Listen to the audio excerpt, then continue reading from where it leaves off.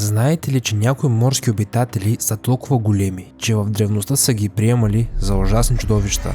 Кракен и морска змия. А какво ще кажете за медузите и рака с човешки размери, 10-метрова змия и водач на всички времена? Как изглежда този лидер и колко огромен е той? В това видео ще разберете. С вас е Хани Инфая и в това видео ще се поделя с вас за най-голямото създание на всички времена. Също така ще поговорим за огромните същества в историята на човечеството. Нека започнем нашето пътуване с морето. Има много риби в океаните и моретата, но не всяка риба може да се сравни с рибата гребло. Тази риба наистина е много голяма. Това е най-дългата жива костна риба. Средната й дължина е 3 метра, но рибарите често срещат екземпляри с дължина от 6 до 8 метра.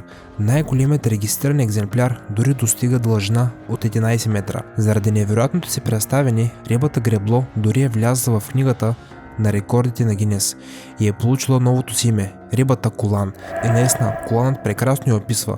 Между другото, рибата се смята прототип на легендарните морски змии. Учените смятат, че в древните времена, когато тази риба е била описвана като вид, рибарите са били силно плашени от формата й и са я смятали за зло чудовище. Но искам да ви успокоя. Тази риба не е чудовище. За щастие, тези огромни същества не са опасни за хората. Първо, живеят на прилична дълбочина и второ се хранят с ръкообразни, малки риби и калмари. Вярно е, рибата гребло далеч не може да погълне всички калмари в океана. В края на краищата, калмарите са различни по размер. Калмарите определено няма да се поберат в гърлото на рибата гребло. По-скоро всичко е наобратно. Ако рибата гребло се счита за прототип на морската змия, тогава гигантският калмар е този, който е бил приет за зловещият кракен.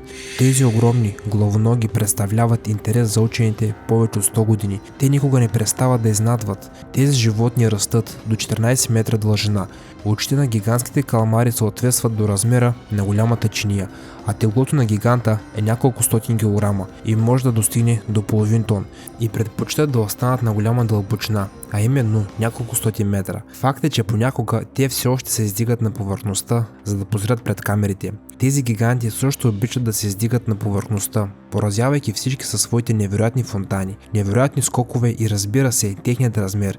По отношение на размера, синият кит няма равен нито сега, нито когато и да е било. По принцип това създание е смятано за най-голямото в историята на Земята. Да, по отношение на дължината им достига до 33 метра. Най-големият заловен екземпляр е бил 33,58 метра през 1926 година. Говори се, че има по-дълги същества от синият кит, но не е имало същества, които да са по-тежки от този гигант. Масата на синият кит може значително да надвиши 150 тона. Най-известният случай с улов на син кит се е случил през 1947 година. Цели 190 тона. Тези факти са невероятни. Синият кит е около 25 пъти по-тежък от африканския слон, най-тежкото сухоземно животно и няколко хиляди пъти по-тежък от човека. Добре известният факт е още по-изнадващ, че въпреки големият си размер, синият кит е много добродушен, но не може да се каже същото за гърбатите китове или кашалотите. Китовете все още могат да атакуват човек или кораб под гняв, а синият кит никога няма да го направи. Гигантът спокойно оре океана, яде и плува спокойно в своите води. Един много интересен факт за синия кит е, че има пронизителен рев. Той е най-шумният бозайник на нашата планета. Звукът от неговият рев достига до 190 децибела. Той е по-силен от звука на ракетата при изстрелване. Жалко е, че такова силно, огромно и просто невероятно животно е на ръба на изчезване. Кой си представяте, когато става въпрос за медуза? Или по-скоро за коя медуза? Най-вероятно си представяте малка медуза, нали така? Най-вероятно не бихте искали да помислите за медуза с размерите на цял човек. Да, такива медузи наистина съществуват. Медузата корнерод е отлично потвърждение за това. Обикновено тя достига до 40 см в диаметър, но в някои случаи може да порасне и до 150 и повече сантиметри. През 2019 година биологът Лизи Дейли, която се е гмурнала край бреговете на Корнуол в Обединеното кралство, заедно с подводния оператор Дан Абът, двамата водолази са споделили впечатляващи кадри на колосалната медуза с човешки размери. За разлика от доброжелателния син кит, медузата корнерод не е напълно безобидно същество. Тя е отровна и може да ожили много неприятно. Добрата новина е, че усещането ще бъде като докосване на коприва. Не е много приятно, но няма нищо страшно. Въпреки че всичко зависи от размера. Вземем под внимание огромните медузи от този вид, които са с размери на човек, могат да останат възпаления с размерите на чиния. Кожата се зачервява. подува и боли в продължение на няколко часа, но не е толкова страшно. Не са били регистрирани смъртни случаи. Но това чудовище определено би изпратило всеки човек на другия свят с лекота, но не би трябвало да се тревожим, защото ги няма отдавна. Тилозавърът е живял на нашата планета преди 85 милиона години на територията на съвременна Америка, Япония, Южна Африка, Антарктида и Русия. Това е било огромен мозозавър с дължина до 15 метра и тегло над 8 тона.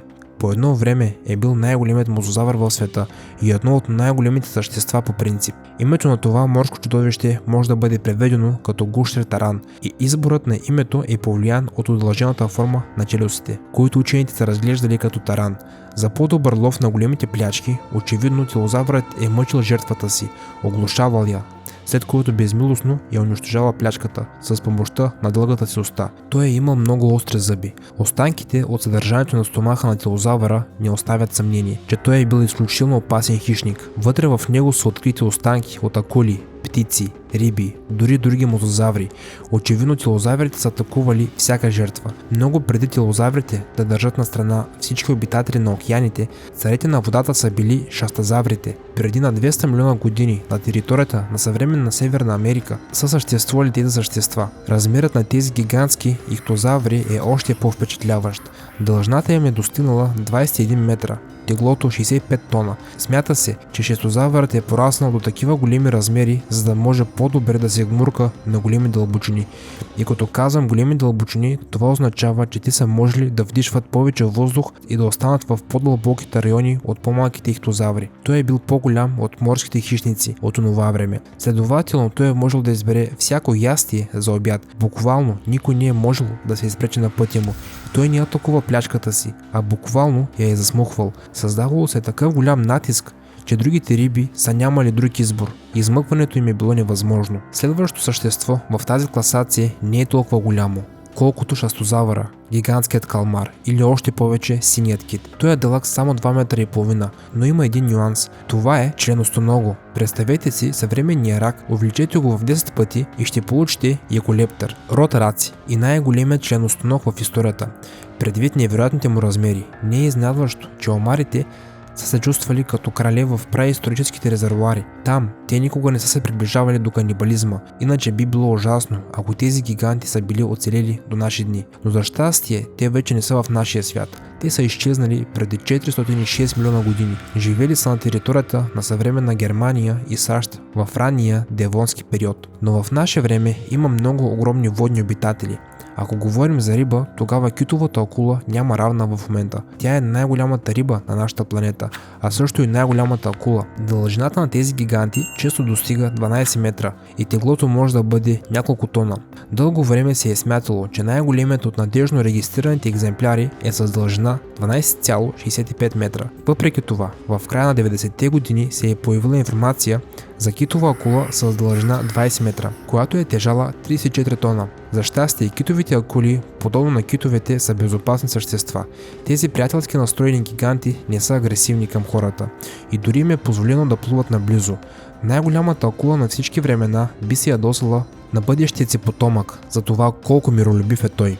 Разбира се, говоря за зловещият мегалодон. На неговият фон дори китовата акула избледнява, понеже тези праисторически чудовища са достигнали до 47 тона, с дължина 15 метра. Те могат да се похвалят с един от най-дългите и остри зъби на всички времена. Те са можели да смачкат всяко живо същество със своите челюсти. Всъщност лакомията е станала причината за изчезването на мегалодоните.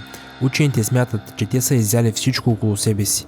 Нямало е друго същество, което да може да се конкурира с тях. Океаните, моретата и другите водни басейни не са единствените места, където може да намерите невероятни гиганти. Те са в небето. Например, вземете скалния орел, най-големият орел в света. Съществуват и адски големи кондори. Това е най-голямата птица в западното полукълбо, но те са нищо в сравнение с лидера на всички времена.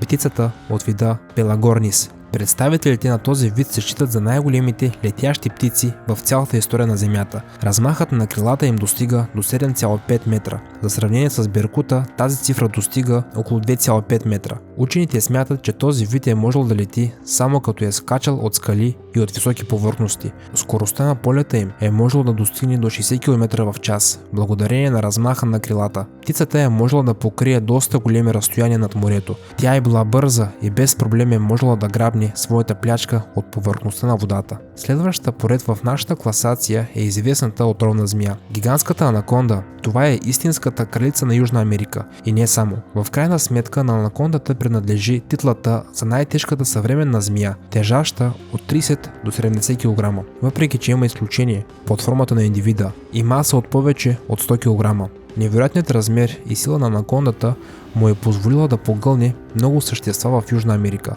От птици, костенурки, чак до крокодили. Колкото е по-голяма анакондата, толкова по-голяма плячка може да изяде. През 2016 година бразилски работници, когато са строили съоръжение до един от техните язовири, са се натъкнали на гигантска анаконда с дължина от 10 метра. Въпреки факта, че официалният рекорд е бил 5 метра. Влечугото е било толкова огромно, че е трябвало да го вдигат с кран.